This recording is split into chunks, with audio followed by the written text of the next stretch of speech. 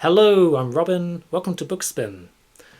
Recently, I picked up a whole bunch of vintage science fiction books.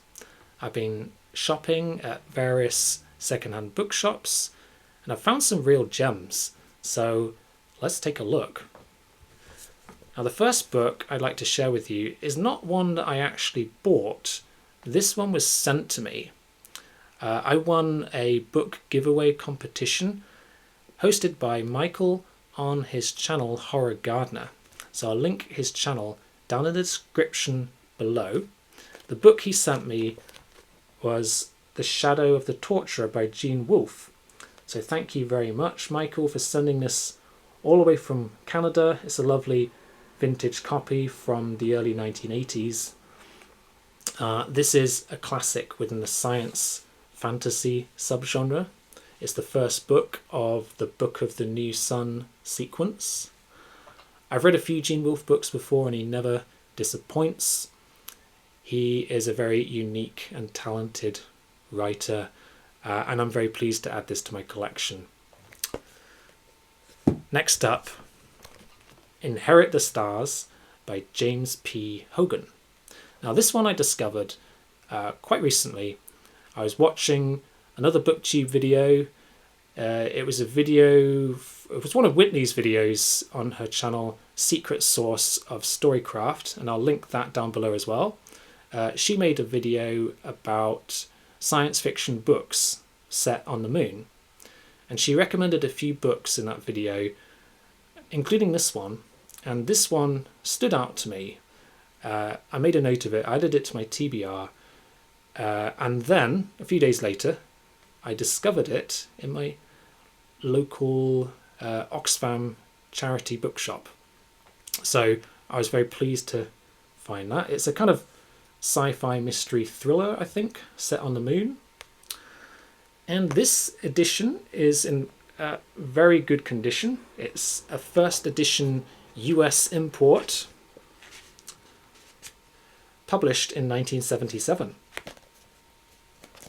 And it's got a very interesting premise, I think, so I'm going to have a quick read of the blurb.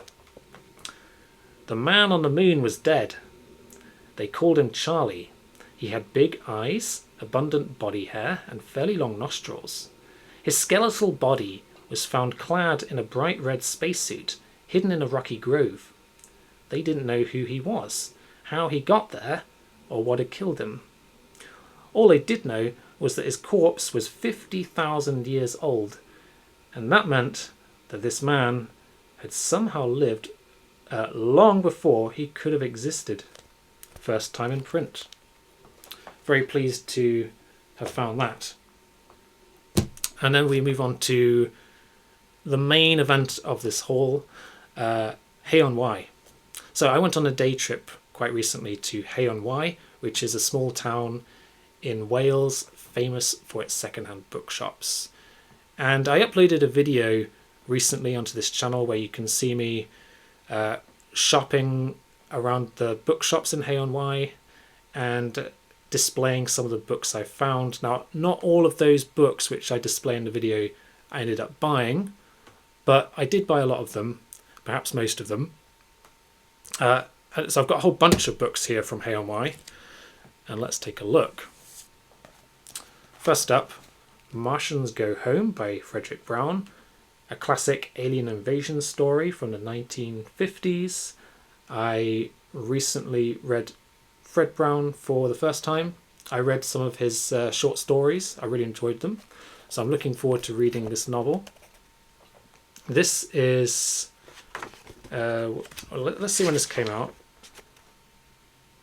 Bantam edition, published December 1956. It's in quite good condition for its age. Boston Herald says, Frederick Brown is at his best in this eerie science fiction classic of the invasion of the Earth by 1 billion Martians in the year 1964. Look forward to that. Next up we have Davy by Edgar Pangborn. Now this book, I remember someone commented on one of my videos recommending this book. I can't remember what they said exactly. I don't know what this book is about, but they did speak very highly of it. So I made a mental note and I found this copy. So I decided to buy it. And I won't read the blurb on the back because it's quite long, but it does have quite a lot of critical acclaim on the back. Theodore Sturgeon, for example, says, "A lovely book, a rollicking book, a cadenced, surprising, provocative and musical book." And this came out in 1964. I think this is a first edition. Another US import. And then we've got a few Philip Jose Farmer books. I found plenty of these, and I do like Philip Jose Farmer, so I picked up 3 of his books. We've got Stations of the Nightmare, The Green Odyssey, and Inside Outside. Look at the cover art on this one. Philip Jose Farmer has some of the best cover art. We've got this dragon serpent creature in battle with this warrior and a scantily clad woman. But it's got a very weird blurb on the back, which I don't really know what this is about. I'll just read what it says on the back. "Did you know that there is a tunnel under hell? That this universe is a toy? That the hideous saviors rule, and have ruled, since time began 3 time beginnings back? That they formed man and earth, body disc and soul print, and alien too? And that they made mistakes? Oh, they made terrible mistakes, with such teeth, inside outside."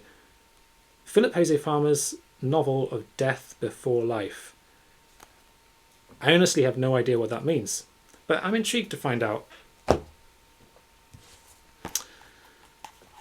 The Space Egg by Russ Winterbotham. Never heard of this writer. I'm not quite sure why I picked this one up. I think I just wanted to try an unknown author, and I thought the title and the cover art looked quite intriguing. It says "Mysterious Indestructible Eggs Threatening Mankind," and this one doesn't seem to have a publication date, but it's in quite good condition, and it says UK price 30p, which suggests early 70s to me. Arthur C. Clarke, A Fall of Moon Dust. I do need to read some more Arthur C. Clarke. I don't know if this is one of his better ones or not, but it does say the best and most exciting science fiction novel for years, Evening Standard. It's another one set on the moon. And then we've got a few James Blish novels. I haven't read James Blish before, but he's quite a well-known classic sci-fi writer. And A Case of Conscience is perhaps his most well-known novel. I think this one won a Hugo Award. I don't really know what it's about, but it's critically acclaimed, and this is a lovely Penguin science fiction paperback in excellent condition. When was this published? Copyright 1958, this edition 1963. And we also have his book, The Quincunx of Time. Don't really know what this one's about. Does anyone know what a quincunx is? I like the cover art though. And year 2018. What was the secret that lurked behind the stars and the reason for the bridge on Jupiter? So, another one which I thought looked quite intriguing. Let's read what it says on the blurb for this one. In the year 2018, man undertook the most amazing project in human history to build a bridge on Jupiter. In that frozen, raging, gaseous hell, the spaceman built a fantastic, colossal bridge out of sheer ice 4, 30 miles high, 8 miles wide, and always growing its incredible length. What was the purpose of this incredible object? What was the secret that lurked behind the stars? Only one man knew, and he possessed the most tormenting knowledge in the universe. Interesting to think just how advanced some SF writers thought we might become. Next up, we've got The Four-Dimensional Nightmare by J.G. Ballard, which is a short story collection. I've been on the lookout for some short stories by J.G. Ballard. I hear his collection, The Voices of Time, comes highly recommended.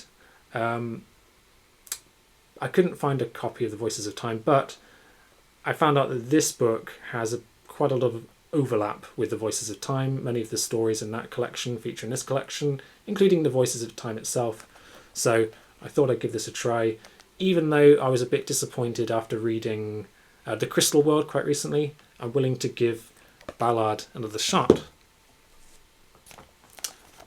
Bob Shaw, Other Days, Other Eyes. Now, I've read a couple of Bob Shaw books now, and he always comes up with really interesting premises, really interesting sci-fi ideas. This one I've heard is pretty good. It's in quite good condition, although there is a bit of water damage, but aside from that, it's in pretty good condition. Let's see what the premise is for this one. Alban Garrod, scientist and amateur detective, creates a new type of glass which records and stores the events seen through it, only to reveal them months or years later. Slow glass brings Alban fame, wealth, problems with his love life, and danger when the government, like a super big brother, wants to use micro spy bugs for its own purposes. Sounds like a good one. Where Late the Sweetbirds Sang, another Hugo Award winner by Kate Wilhelm. Now this book I discovered on another BookTube video. It was a review by John Chapman on his channel News from the Gelding. He gave this a very glowing review, so I made a note of it, and I found this copy and I thought I should pick this up. I think cloning is the theme of this novel.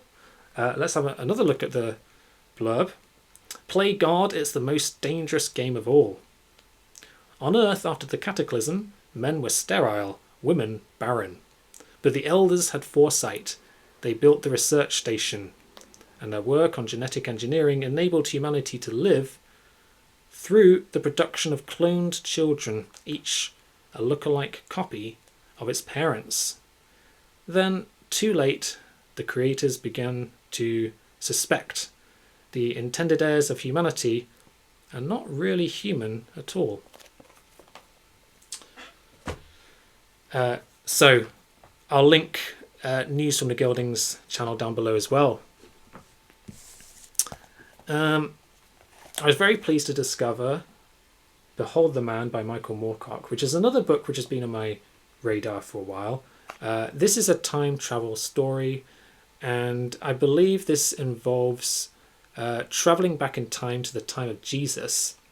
And I think this was quite controversial when it was released because it has quite a controversial portrayal of Christ.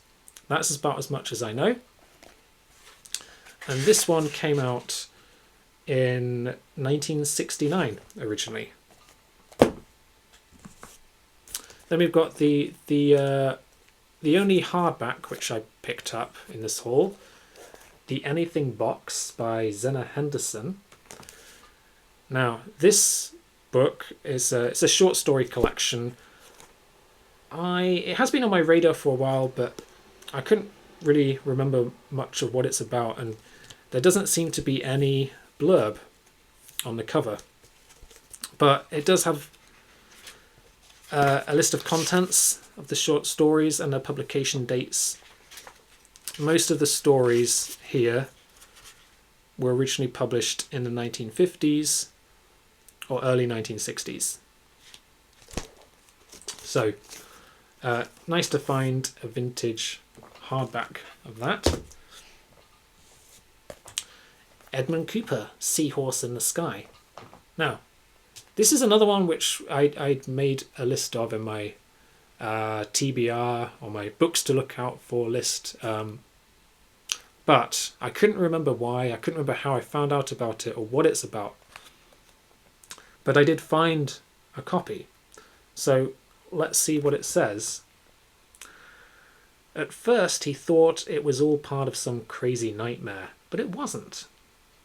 Russell Graham MP was only one of a handful of passengers flying from Stockholm to London. One moment flying peacefully in the sky, the next lying in an unearthly green coffin. Graham was the first to emerge from this strange resting place. But for him, as well as for the others, it had been only the first ecliptical experience. Soon all were to find themselves lost in a bizarre world of medieval knights, Stone Age warriors, and gremlins caught unalterably in the weirdest cocoon of time. That actually sounds really interesting. I'm quite glad I picked that one up. Tomorrow Might Be Different by Mac Reynolds. This one is another one which I've never heard of, so perhaps it's a bit of a gamble. I don't know this author. I won't bother reading the blurb, but it does seem to have a Cold War theme. It says, an old religion to fight the new Russians. Then we've got Way Station by Clifford Simak. This, on the other hand, is a well-known classic. Simak was a great writer. This won the Hugo Award. I don't think I can go wrong with this. Ian Watson, The Embedding. I recently read Ian Watson for the first time. I really enjoyed his novel Oracle. This is one of his earlier novels, I think. So I wanted to try some more of his stuff. I wanted to find some short stories of his, but I couldn't find any short story collections, so I picked up this novel. Ian Watson's visionary novel of a civilization in crisis, caught between epic discovery and final catastrophe. I don't know if this is one of his better ones or not, but definitely willing to give that a try. Edgar Rice Burroughs, Pirates of Venus, which is book 1 in the Venus series. And this is a classic within the genre. We've got another scantily clad woman on the front. Now, this is pretty old, I think. I think this predates the Golden Age. Let's see when this was first published. Copyright 1932. This edition 1973. Yeah. I don't know if I will enjoy this, but it will be very interesting to read something from this period. And finally, the last book I got from Hay on Wye is Monday Starts on Saturday by the Strugatsky brothers. And this is the only book which is not, strictly speaking, vintage, because this is a modern print. It's the SF Masterworks edition. But the story itself is a classic. Let's see when that was published. Copyright 1964. I do need to read some more Strugatsky. I really need to read Roadside Picnic. This book stood out to me because of its title, Monday Starts on Saturday, which I think is a wonderful title for a book. That completes the Hay on Wye section of this haul, but it doesn't end there, because a few days later I was up in Scarborough. I was on holiday in Yorkshire and I went on a day trip to Scarborough, and there's a shop there called Mrs. Lofthouse's Secondhand Book Emporium, and it's got a great selection of secondhand books, not quite as wide or as varied as you might find in Hay on Wye, but they did have a very nice vintage sci-fi area. So I picked up 5 books there, including the Foundation trilogy by Isaac Asimov. And these are some books which I've been meaning to pick up for ages. So the Foundation trilogy came out, I think, originally published 1940s, 1950s, that sort of time. And these editions are all British Panther editions from the early 1960s. We've got Foundation and Empire, and Second Foundation. So it's high time that I read these books. They are definitely absolute classics within the genre, and I'll probably get round to reading this trilogy sometime next year, I think. And then we've got this book, Sign of the Labris, or Sign of the Labris, not quite sure how to say it. And this book is notable for its blurb on the back, which is definitely questionable, very politically incorrect. I'm going to read it to you. I'm going to display it on screen just to prove that I'm not making this up. Women are writing science fiction. Original, brilliant, dazzling. Women are closer to the primitive than men. They are conscious of the moon pools, the earth tides. They possess a buried memory of humankind's obscure and ancient past, which can emerge to uniquely colour and flavour a novel. Such a woman is Margaret St. Clair, author of this novel. Such a novel is this, Sign of the Labris, the story of a doomed world of the future saved by recourse to ageless, immemorial rites, fresh, imaginative, inventive. So, obviously, attitudes have moved on a little bit since this was published. Let's see when it was published. 1963. But I still think that's quite a shocking thing to say, even for its time. But I don't know. I do wonder what the author thought of this blurb when it was published. But in any case, it'll be interesting to read, and it sounds like it's quite an interesting post-apocalyptic tale. So I'll add that to the collection. And finally, the last book in this haul is Hot House by Brian Aldiss. And I think this is another Hugo Award winner. I don't know much about it. It says on the cover, in the far distant future, humans are tiny green-skinned beings living in a vast tree. And this is a 1964 print. So, another classic for the collection. And that's it. That completes this haul. Thank you very much for watching. If there are any of these books which you've read and you would recommend, or you think I should prioritize or read soon, please let me know in the comments. And that's all for today. Thank you for watching. I'll see you again soon.